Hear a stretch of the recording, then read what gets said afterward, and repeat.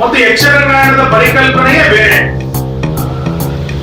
ಕೆಲವರು ಸಮಾಜದಲ್ಲಿ ವೇದಿಕೆ ಮೇಲೆ ನಾಟಕ ಮಾಡುವಂತ ರಂಗಕರ್ಮಿಗಳಿದ್ದಾರೆ, ಕೆಲವರು ದಿನನಿತ್ಯ ನಾಟಕ ಮಾಡುವಂತ ವಿಘ್ನ ಸಂತೋಷಿಗಳಿದ್ದಾರೆ.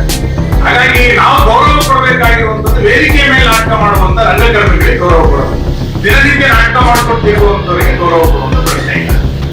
ಆದ್ರೆ ಇವಾಗ ಏನಾಗಿದೆ, ಯಕ್ಷಗಾನದ ಪರಿಕಲ್ಪನೆ ಏನು? ಕರಾವಳಿ ಯಾರ ಹೆಸರು ಯಾರು ಬೇಕು ಅಂತ ಮನವಿ ಕೊಟ್ಟಿದ್ರು ಗೊತ್ತಿಲ್ಲ ನಮ್ಗೆ. ಕರಾವಳಿಗೆ ಯಾರು ಮನವಿ ಕೊಟ್ಟರು, ಯಾರು ಮನವಿ ಕೊಟ್ಟರು ನಮ್ಗೆ ಗೊತ್ತಿಲ್ಲ. ಮತ್ ಸೌಜನ್ಯಕ್ಕೋಸ್ಕರನೂ ಕೂಡ ಇದನ್ನ ಸುನಿಲ್ ಕುಮಾರ್ ಕಾಲದಲ್ಲಿ ತಂದಿತ್ತು, ನಮ್ಮ ಇಲಾಖೆ ನಾನೇ ಇಲಾಖೆ ನಿರ್ವಹಣೆ ಮಾಡಿದ್ದು ಕೇಳ್ಬೇಕಲ್ಲ. ಇವತ್ತಿನ ನಿರ್ದೇಶಕರಿಗೆ ಕೇಳ್ಬೇಕಲ್ಲ, ನಾವು ಸರಿ ನನ್ನ ಪ್ರಪೋಸಲ್ ಇದೆ ಅಂತ ಏನೂ ಕೇಳಿಲ್ಲ. ಆದೇಶ ಬಂದಾಗಲೇ ಗೊತ್ತು ನಮ್ಗೆ ಯಾಕೆ ಮಾಡಿದೀನಿ ಅಂತ ಕೇಂದ್ರ ಸ್ಪಷ್ಟತೆ ಉತ್ತರ ಇಲ್ಲ.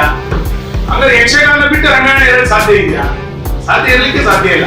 ಅದೊಂದು ಸಾಂಸ್ಕೃತಿಕವಾದಂತ ಅಸ್ಮಿತೆ, ಅದರಲ್ಲೊಂದು ಭಾವನಾತ್ಮಕವಾದಂತ ನಂಟಿದೆ, ಅದನ್ನ ಬಿಟ್ಟಿರ್ಲಿಕ್ಕೆ ಸಾಧ್ಯ ಇಲ್ಲ. ನಾನು ಕೇಳಿದೆ, ಕೆಲವರಿಗೆ ರಂಗಾಯಣವೇ ಬೇಡ ಅಂತಂದಾಗ ಏನ್ ಮಾಡ್ಲಿಕ್ಕಾಗುತ್ತೆ? ಅದು ಕಾರ್ಕಳದಲ್ಲಿ ಇದ್ರೇನು, ಮಂಗಳೂರಲ್ಲಿ ಇದ್ರೇನು, ಸಮುದ್ರದಲ್ಲಿ ಇದ್ರೇನು, ಅವ್ರಿಗೇನು ಚಿಂತೆ ಇಲ್ಲ. ಅದು ನಮಗೆ ಬೇಕಲ್ಲ ರಂಗಾಯಣ, ನಮಗೆ ಸಾಂಸ್ಕೃತಿಕತೆ ಬೇಕಲ್ಲ. ಕೊಡಿಚೆನೆಯ ಥೀಮ್ ಪಾರ್ಕ್ ಕೇಳಿದ್ರೆ ಹೇಳ್ಬೋದು, ಕೊಡಿಚೆನೆಯ ಥೀಮ್ ಪಾರ್ಕ್ ಇಲ್ಲಿ ಯಾಕೆ ಮಾಡಿದ್ದಾರೆ? ಕೊಡಿಚೆನೆಯನ್ನು ಕಾರ್ಕಳಕ್ಕೆ ಏನು ಸಂಬಂಧ ಇಲ್ಲ, ಯಾಕೆ ಥೀಮ್ ಪಾರ್ಕ್ ಬೇಕು ಅಂತ ಕೇಳಿದ್ರೆ ಅದಕ್ಕೆ ನಮ್ಮದು ಉತ್ತರ ಇಲ್ಲ.